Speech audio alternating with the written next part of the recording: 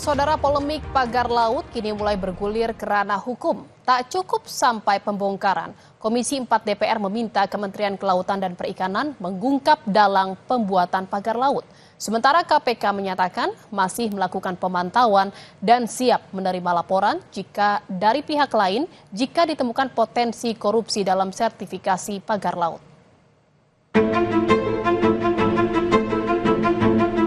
Penelusuran terhadap siapa dalang dibalik pembuatan pagar laut berbuntut panjang.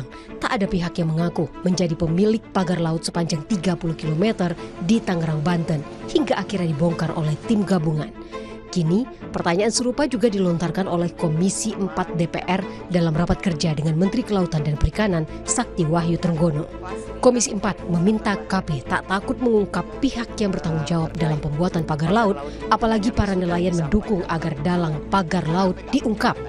Kalau sudah ada tahap penyidikan, mungkin berarti sudah ada bukti permulaan yang cukup. Sudah ada yang patut diduga siapa yang memasang bambu itu. Kita nggak perlu, kalau di medsos saja bisa tahu gitu. Kalau dulu Pak Menteri di forum ini mengutip satu ayat gitu kan, kira-kira gitu. Apa kemarin lupa saya ayatnya itu. Tapi saya juga sampaikan Pak, hulihak walakau namuron Pak. Sampaikan kebenaran itu walau pahit. Nggak usah takut siapa yang masang itu. Di belakang Bapak ribuan nelayan Indonesia siap membackup. Menjawab pertanyaan Komisi 4 DPR soal tak bisa ungkap dalang pagar laut Tangerang, Menteri Sakti Wahyu Trenggono berdalih tidak ada pihak perusahaan yang mengakui. Sehingga hal itu menjadi kendala dalam mengungkap siapa dalang pembuatan pagar laut. Menteri KP mengaku khawatir jika menuduh salah satu perusahaan tetapi tak berdasarkan bukti. Kita mencari siapapun yang kira-kira kan kalau seperti di Bekasi langsung ketahuan pimpinan. Di Bekasi kan PT-nya ada, jadi langsung kita bisa tahu, bisa kita bereskan dan bisa selesai.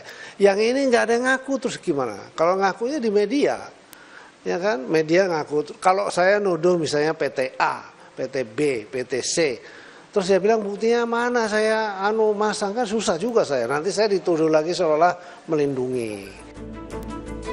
Konsultan Hukum Pengembang Proyek Strategis Nasional PIK 2, Muannas Alaidit membantah ada sertifikat pagar laut. Muannas menyebut HGB yang dimiliki saat ini adalah tanah terabrasi yang dulunya adalah tambak sawah yang dibeli dari warga. Memang ada kesan seolah seperti pagar laut itu bersertifikat. Dari banyak pemberitaan seperti itu kan yang kita lihat. Ya, baik itu di media online maupun di media sosial. Jadi HGB terhadap pagar laut itu hoax, Mbak, nggak ada. Jadi sebenarnya yang ada itu? Ya, jadi nggak ada juga yang namanya pagar laut itu kemudian disertifikatkan, nggak ada. Ya kan, dan nggak ada juga laut yang disertifikatkan gitu loh. Jadi kita mesti clear dulu tuh sampai situ tuh. Oke. Jangan kemudian narasinya dibangun seolah-olah pagar 30 km ini adalah ada sertifikatnya. Karena ada dua perusahaan anak PIK misalnya, PIK 2 ya, yaitu PT IAM dan CIS, ya, dan 9 perorangan yang sebagaimana dikatakan oleh Pak Menteri berseliweran. Sertifikat itu ada HGB milik perusahaan-perusahaan PIK 2, kemudian ada 9 dari perorangan. Ya, kemudian dianggap sebagai bahwa itu adalah HGB pagar laut, itu enggak. Yang ada adalah HGB yang jadi HGB yang dimiliki oleh kita ini ya, ini adalah tanah terabrasi, Mbak. Dulunya tambak sawah.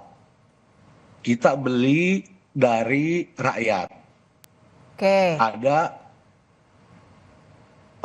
izin lokasinya, ada surat dari persetujuan dari pemanfaatan ruang lautnya. Jadi tertera di sana itu adalah daratan, gitu loh. Dan bukan lautan, walaupun itu terbit di tahun terlihat laut, tapi itu peruntukannya adalah daratan, gitu. Oke, jadi Sementara itu, Koordinator Masyarakat Anti Korupsi Indonesia, MAKI, Boyamin Saiman melaporkan dugaan korupsi penerbitan sertifikat SHM dan HGB pagar laut di perairan Tangerang ke KPK. Pelaporan ini menindaklanjuti pernyataan Menteri Agraria dan Tata Ruang Kepala BPN Nusron Wahid yang menyebut 266 sertifikat yang diterbitkan cacat prosedur dan material. Boyamin menyebut terbitnya ratusan sertifikat pagar laut tersebut berbalas surat keputusan menteri yang ditandatangani oleh 2 mantan menteri. Ada beberapa, nanti mudah-mudahan segera saya diminta klarifikasi karena ada beberapa nama, beberapa data, dan seperti yang saya list pada teman-teman itu, bentuknya surat keputusan yang mendasari HGB dan HM itu adalah level menteri. Dan itu saya sebut juga dalam surat saya, ada 2 menteri. Yang jelas bukan Pak bukan Pak Nusron Wahid. Jadi yang sebagian besar menteri A, yang 10% menteri B.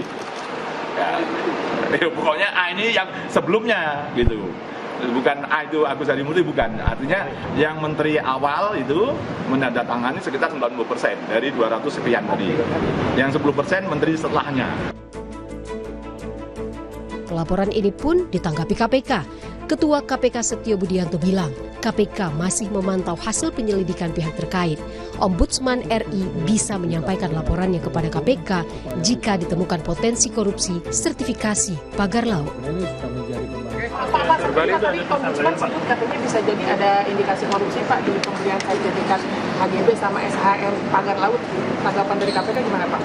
Ya, itu kan masih dalam tahap penyelidikan oleh pihak-pihak tertentu gitu ya. Nanti kami sendiri akan melihat perkembangannya seperti apa. Mungkin kalau perlu nanti dari Ombudsman bisa menyampaikan kepada kami.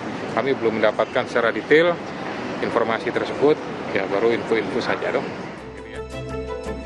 Pagar laut yang terpasang kini satu persatu mulai dicabut oleh tim gabungan dari Kementerian Kelautan Perikanan dan TNI AL dibantu oleh para nelayan. Ditargetkan pembongkaran seluruh pagar laut dilakukan secara bertahap dan akan selesai dalam jangka waktu 10 hari. Tim Liputan Kompas TV.